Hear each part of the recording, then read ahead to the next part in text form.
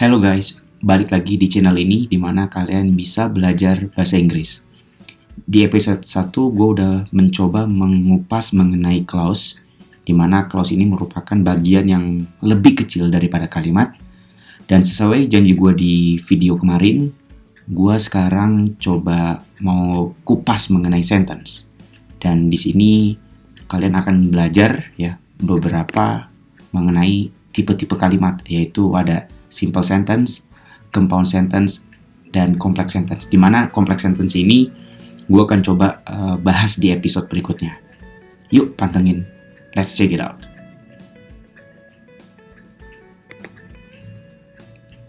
Jadi simple sentence itu sebenarnya bisa disebut independent clause ya.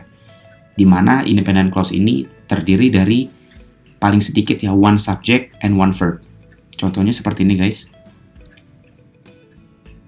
Ya, yang pertama ini, di mana di sini ada keterangannya juga, ya, satu subjek dengan satu kata kerja.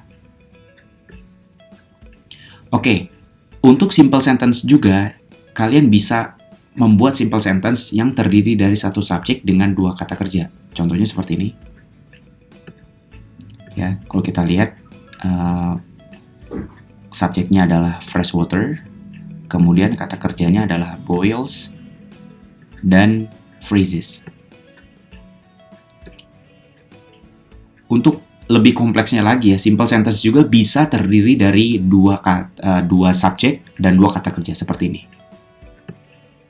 Ya, ini kita bisa lihat fresh water ini adalah subjeknya, subjek yang pertama. Kemudian subjek yang kedua adalah salt water. Kemudian kata kerja yang pertama itu adalah do not boil ya. Ini negatif, jadi do not-nya harus disatukan menjadi verb. Jadi bukan cuma boil saja, dan ini juga bukan cuma freeze aja ya. Jadi ini do not freeze-nya juga dihitung sebagai kata kerja. Oke, gampang banget kan?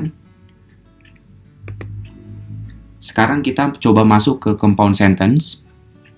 Jadi kalau compound sentence ini dalam bahasa Indonesia ya guys ya, ini artinya adalah kalimat gabungan. Nah pertanyaannya apa sih yang digabungin?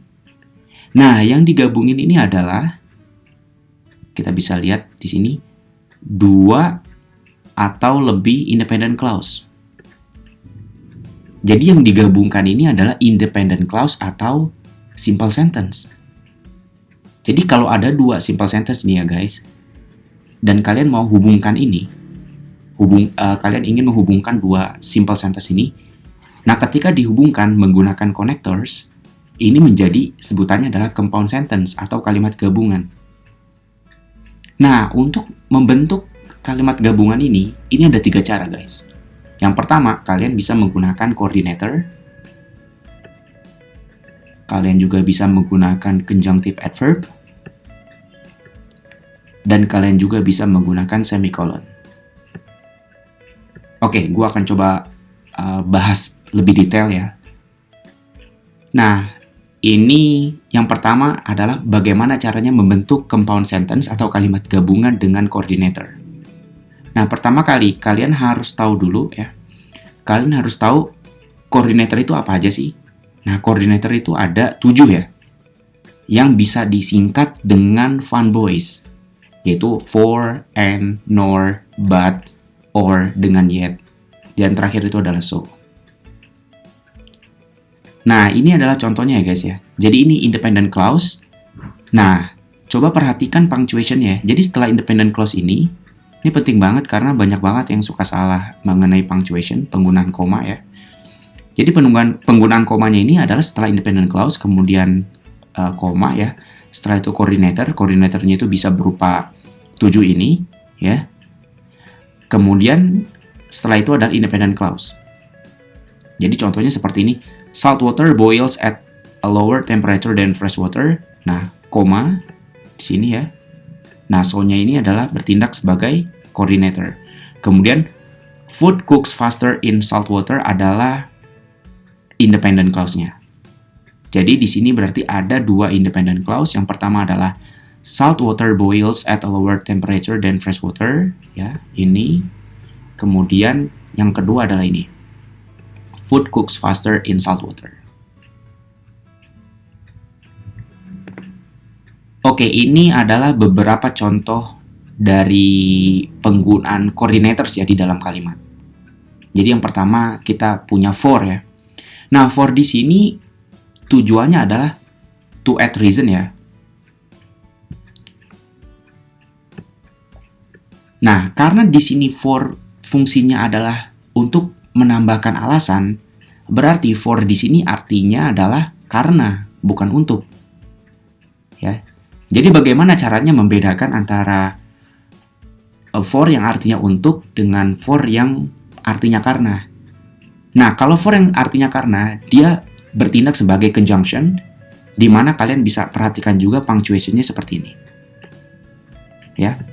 Kemudian for. Nah, setelah for ini harus bentuknya kalimat ya, atau simple sentence atau independent clause. Nah, tapi kalau yang artinya untuk, setelah for ini adalah kata benda. Jadi misalkan for me ya, untuk saya. Oke, lanjut lagi. Yang kedua adalah and. Nah, and ini adalah to add a similar or equal idea. Nah, jadi kita bisa lihat di sini ya. Punctuation-nya ini koma, kemudian and. Nah, rata-rata banyak banget yang lupa ya, nggak pakai koma. Ya udah langsung and, kemudian they eat lightly. Yang ketiga adalah nor. Nah, nor ini fungsinya adalah to add a negative equal idea. Oke, contohnya seperti ini, kemudian koma ya, independent clause, kemudian koma, kemudian nor. Nah, setelah nor, ya, another independent clause after nor ini is supposed to be in question form atau inversion. Jadi, strukturnya atau struktur kalimatnya ini mirip seperti kalimat tanya ya guys. Jadi, do they eat many dairy products? Oke, kemudian but. But ini to add an opposite idea, untuk menambahkan sesuatu yang berlawanan. Nah, di sini ada contohnya guys. Ya, diet is one factor in how long people live, koma. Ya, di sini harus ada koma, jangan lupa. Kemudian but it is not the only factor. Oke, selanjutnya ada or. Nah, or ini tujuannya adalah to add an alternative possibility. Jadi untuk memberikan pilihan ya. Nah, jadi seperti ini, jangan lupa punctuation-nya koma. Setelah itu adalah coordinator. Setelah coordinator baru di sini merupakan kalimat atau simple sentence. Oke, kemudian ada yet. Nah, yet ini untuk menambahkan ya sesuatu yang mengejutkan atau unexpected or surprising continuation. Ya, contohnya seperti ini ya, guys. Dan di sini punctuation-nya seperti ini. Koma, kemudian yet, kemudian independent clause. Dan yang terakhir nih ada so. So ini fungsinya adalah to add an expected result. Nah, yang perlu diperhatikan lagi ya, pasti punctuation-nya seperti ini. Kalian bisa lihat, dan kemudian so. Ini adalah independent clause. Ini juga. Oke, ini adalah beberapa contoh coordinators yang digunakan dalam kalimat. Oke, tadi ada 3 cara ya untuk membentuk compound sentence. Yang pertama dengan coordinators ini ya, yang barusan kita bahas. Nah, yang kedua adalah dengan conjunctive adverb. Nah, kita lihat di sini contohnya adalah therefore. Nah, hal yang perlu kalian perhatikan adalah punctuation rule dari conjunctive adverb, yaitu ada semicolon atau titik koma, kemudian conjunctive adverb, kemudian ada koma lagi. Nah, ini yang paling penting. Contohnya ya, salt water boils at a higher temperature than fresh water. Nah, semicolon, therefore, food cooks faster in salt water. Nah, kemudian pertanyaan selanjutnya adalah, so what are the example of conjunctive adverb? Oke, kita punya banyak nih ya contoh-contoh dari conjunctive adverb. Yang pertama itu adalah to add a similar or equal idea. Jadi ada also, besides, furthermore, in addition, moreover, as well, and to. Nah, kalian bisa lihat ya di sini. Ini punctuation-nya ada semicolon, kemudian kalian bisa pilih salah satu ya, also, besides, bisa furthermore, bisa in addition atau moreover ya. Setelah itu adalah koma. Nah, begitu juga dengan as well, tapi as well ini ada di belakang. Nah, to juga merupakan conjunctive adverb, tapi kalian harus perhatikan di sini. Jadi sebelum to ya, ini ada koma. Oke, kemudian yang kedua ada to add an unexpected or surprising continuation. Nah, di sini contohnya ada however ya. Ada nevertheless, nonetheless, dan still. Sebelum conjunctive adverb ya harus semicolon, kemudian conjunctive adverb, kemudian ada koma di sini.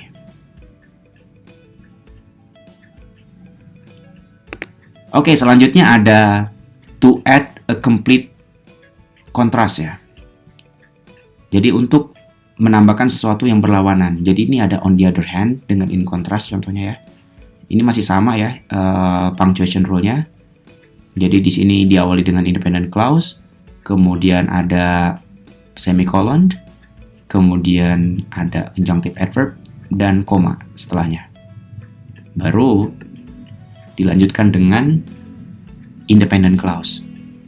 Nah, ini untuk otherwise juga sama ya, masih sama seperti ini punctuation rule-nya. Ya. Kemudian to add an expected result, ini ada beberapa conjunctive adverb yang bisa kalian gunakan. Jadi kalian punya banyak variasi. Ada accordingly, as a result, ada consequently, ada hence, therefore, dengan thus. Yang terakhir, jadi kita punya for example dengan for instance. Dan ini kalau kita lihat ya masih sama ya punctuation rule-nya.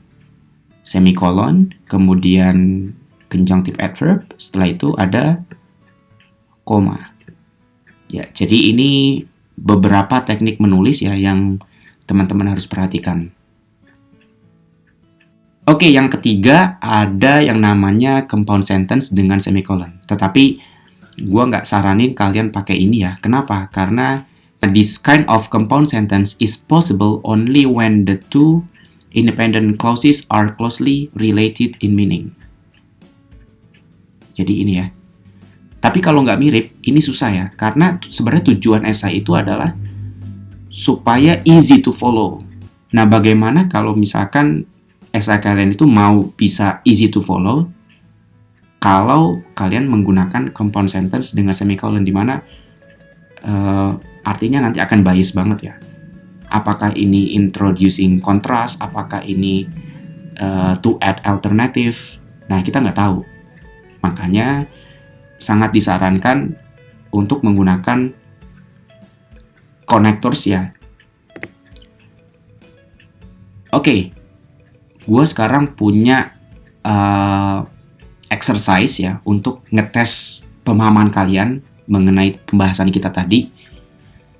Dan gue akan kasih kalian waktu sekitar 2 menit ya untuk jawab exercise ini, 1, 2, 3, 4. Dan perintahnya adalah identify the pattern of the following simple sentences. Jadi, kalau misalkan itu terdiri dari satu subjek dengan satu kata kerja, jadi teman-teman bisa tulis SV. Kalau dia 2 subjek dan satu kata kerja, bisa tulis SSV. Ya, satu subjek dengan 2 kata kerja bisa SVV.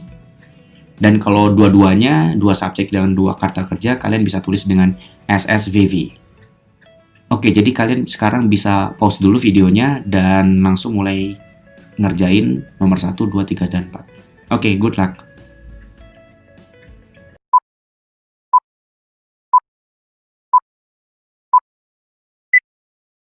Few moments later. Oke, right. Sekarang kita coba bahas ya, gimana soalnya? Pasti gampang kan? Oke, kita coba bahas nomor 1 dulu ya. Di nomor 1 ini, Jack buys and drinks avocado juice every day. Nah, kita lihat di sini subjeknya adalah Jack. Kemudian untuk kata kerjanya, ini ada buys. Gua akan coba lingkarin kata kerjanya ya. Dan drinks. Jadi kita bisa tahu di sini bahwa ini terdiri dari satu subjek dan dua kata kerja. Maka jawabannya adalah SVV ya. Oke, sekarang nomor 2. Kita lihat di sini subjeknya ada 2 ya. Oke, gua akan garis bawahi untuk subjeknya the principal. Kemudian subjek yang kedua adalah teachers. Kemudian mana kata kerjanya? Yaitu ini will be meeting ya. Jadi bukan meeting saja, tapi will be-nya harus diikutkan. Oke, ini adalah kata kerjanya, will be meeting. Jadi kita tahu bahwa ini terdiri dari 2 subjek dan 1 kata kerja. Maka, ya, SSV ya. Oke, sekarang yang ketiga.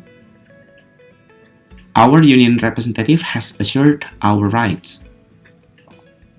Jadi, kita tahu bahwa di sini ya, our union representative adalah subjeknya. Kemudian has assured ini adalah kata kerjanya.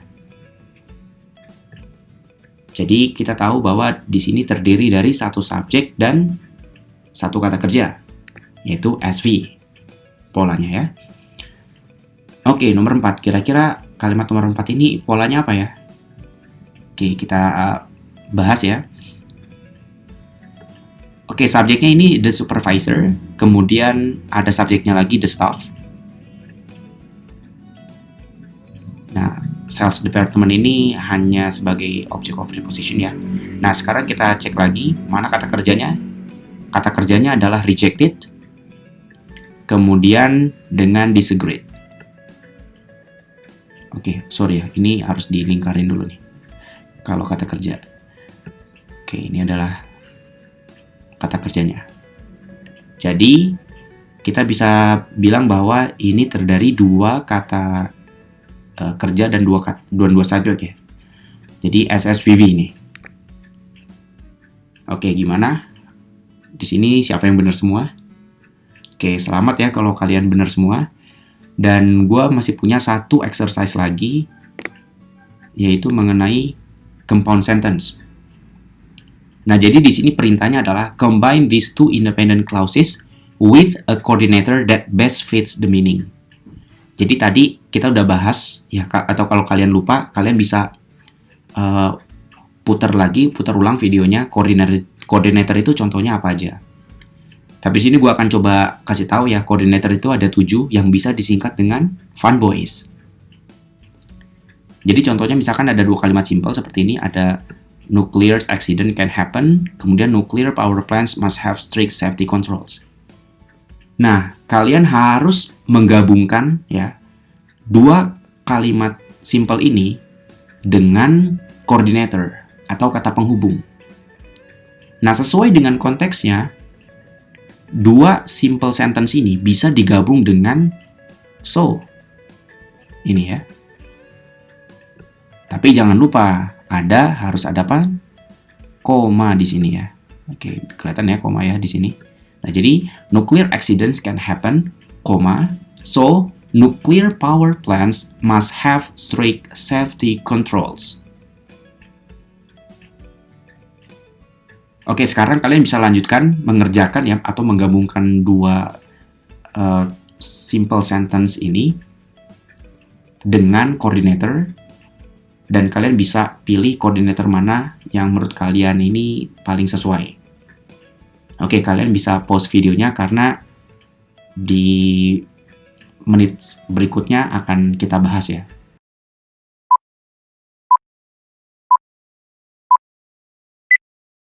Few moments later. Halo guys, gimana nih exercise-nya? Gampang ya? Oke, jadi coba kita bahas dulu ya. Dan sejauh mana kalian bisa memahami apa yang sudah kita bahas sejauh ini.